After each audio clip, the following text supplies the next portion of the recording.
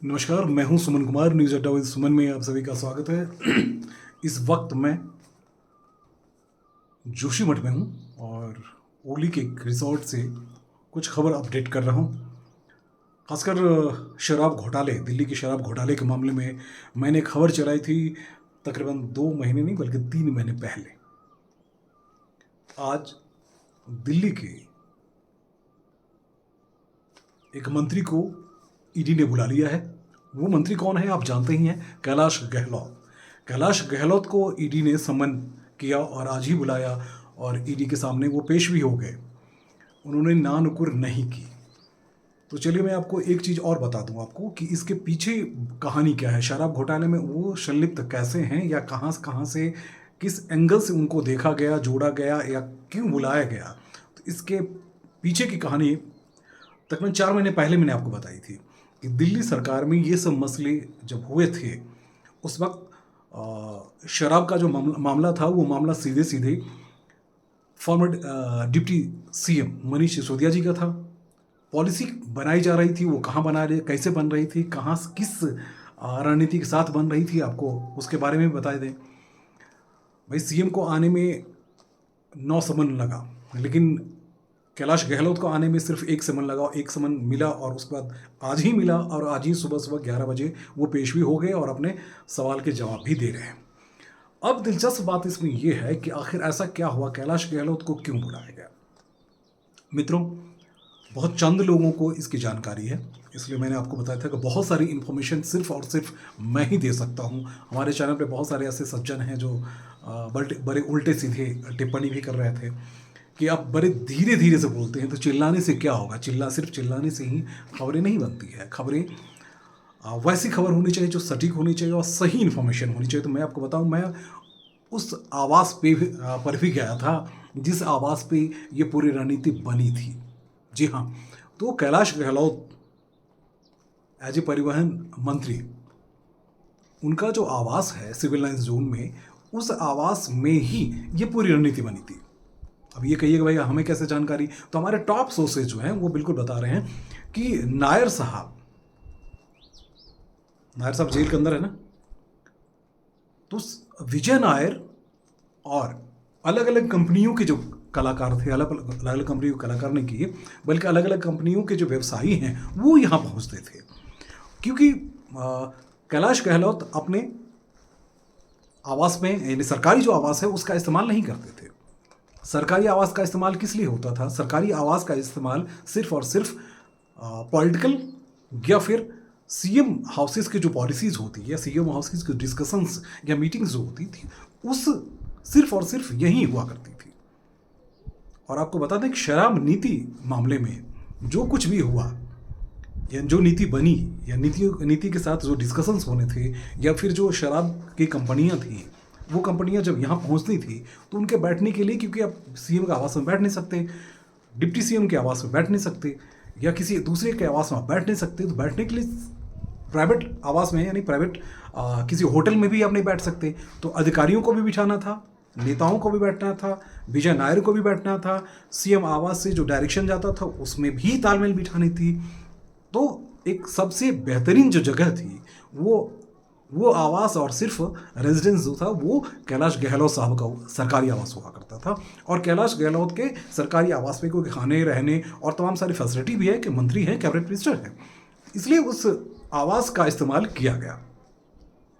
अब ईडी के संबंध में क्या क्या कहा गया, किस तरह से उनको बुलाया गया, ये तो मैं नहीं बता सकता आपको, क्योंकि कई सारी चीज़ें ऐसी होती हैं जिसे उसको डिस्क्लोज नहीं किया जा सकता है। लेकिन एक बड़ी वजह ये रही कि उनको आज बुला लिया गया। सीएम जब पहुंच गए, उसके बाद सीएम जब पहुंच गए तो इस एंगल पे चलिए जिस एंगल के हमने 4-5 महीने, अब उस वीडियो को मैं एक बार फिर से रिलीज करूंगा और बताऊंगा कि मैंने जब कहा था कि ये वही वो आवास है जिस पे पूरी रणनीति बनी थी पूरे शराब घोटाले की। अब घोटाले हुए नहीं, उसकी तो तथाकथित जांच चल रही है। आम आदमी पार्टी कह रही है कि हमें सीधे सीधे जो है वो साजिश करके फंसाया गया, लेकिन साजिश ही नहीं की गई, बल्कि इस पॉलिसी के तहत सरकार ने जिस तरह से माल भी लिए हैं, खाल भी लिए हैं, दाम भी लिए हैं और उसी को लेकर अलग अलग जगहों पे उनकी सरकार और उनकी रणनीति बनी है। पंजाब की आप चीज़ें देख ही रहे हैं कि वो अपने पॉकेट से केजरीवाल और केजरीवाल की पार्टी खर्च तो नहीं करेगी, हम आप बहुत अच्छी तरह जानते हैं।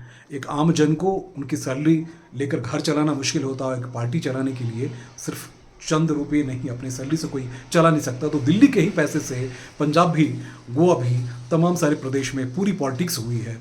तो और शराब के पॉलिसी के पीछे तमाम सारी चीज़ें ऐसी रही है जिसको लेकर हमें आपको समझना पड़ेगा। और ख़ासकर अभी इस वक्त जो ईडी लगातार 4-5-15 दिनों से जब कोर्ट के सामने तथ्य पेश कर रही है, उसमें बहुत सारी चीज़ों की जिक्र करती चली जा रही है।